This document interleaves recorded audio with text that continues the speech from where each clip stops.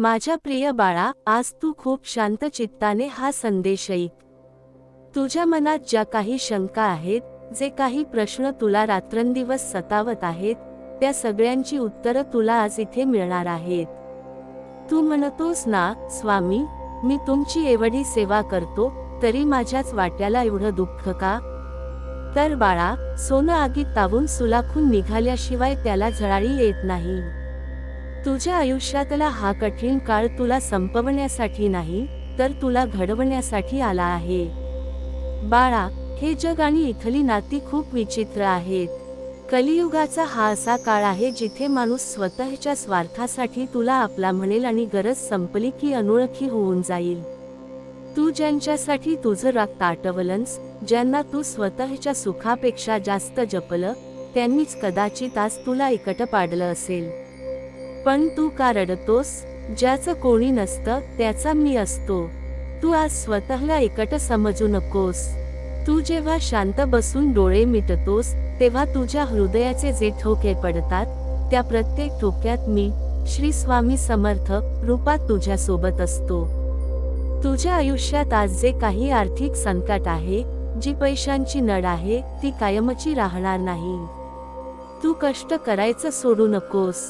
कष्टाने मिळवलेली भाकरी आणि श्रद्धेने घेतलेलं माझं नाव तुला कधीच उपाशी झोपू देणार नाही।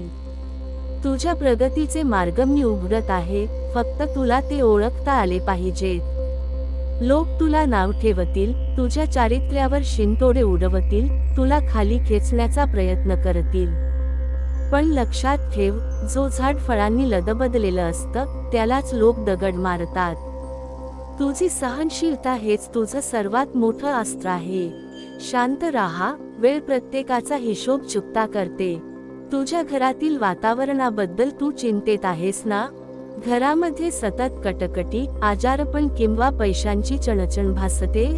तर बाळा, आजपासून एक नियम कर। सकाळी उठल्याबरोबर आणि रात्री झोपण्यापूर्वी किमान 10 मिनिटं माझ्या नामाचा जप कर। जिथे माझं नाव श्रद्धेने घेतलं जातं, तिथे मी स्वतः रक्षण करायला येतो। घरातील नकारात्मक ऊर्जा बाहेर काढण्यासाठी मनामध्ये कोणाबद्दलही द्वेष ठेवू नकोस। तू समोरच्याला क्षमा करायला शिक, बाकी त्याचं काय करायचं ते मी बघून घेईन। अन्नाचा मान राख, घरासमोर आलेल्या अतिथीला किंवा मुक्या प्राण्याला कधीच रिकाम्या हाती पाठवू नकोस। तू एकाला घास दिलास, तर मी तुला पूर्ण ताट देण्यास समर्थ आहे। तुला वाटतंय की तुझी प्रार्थना माझ्यापर्यंत पोहोचत नाही, पण बाळा, तुझे अश्रू पडण्यापूर्वीच ते मी माझ्या हातावर झेललेले असतात। तुझ्या आयुष्यात जे काही चाललंय, ते माझ्या इच्छेशिवाय घडत नाही। तुला जे हवंय ते मी कदाचित आता देत नसेल, कारण मला तुला ते द्यायचं आहे जे तुझ्यासाठी कायमस्वरूपी चांगलं आहे। डॉक्टर जसे कडू औषध देऊन पेशंटला बरं करतात, तसंच काही कडू अनुभव देऊन मी तुला भविष्यातील मोठ्या संकटांसाठी तयार करतोय। बाळा, आता उठ आणि पुन्हा एकदा नव्या जोमाने तुझ्या कामाला लाग।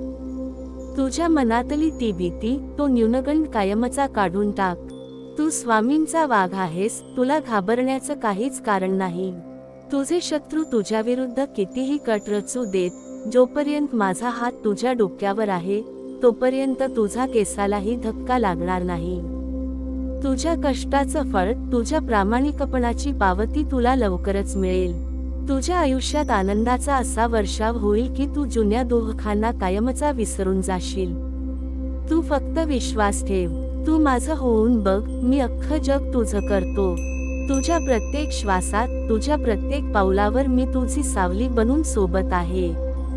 तुझे रखडलेले काम मार्गी लागतील, तुझ्या आजारपणातून तुला मुक्ती मिळेल आणि तुझ्या कुटुंबात पुन्हा एकदा हास्य फुलेल। बाळा, हा माझा आशीर्वाद आहे तुला। कधीही स्वतःला कमी लेखू नकोस। मी तुझ्या पाठीशी उभा आहे, मग तुला कोणाची भीती? तू चालत राहा, मी मार्ग दाखवत राहीन। तू थकलास की मी तुला उचलून घेईन, पण तुला कधीच पडू देणार नाही। आनंदी राहा, श्रद्धेने वाग आणि लक्षात ठेव, भिवू नकोस, मी तुझ्या पाठीशी आहे। श्री स्वामी समर्थ।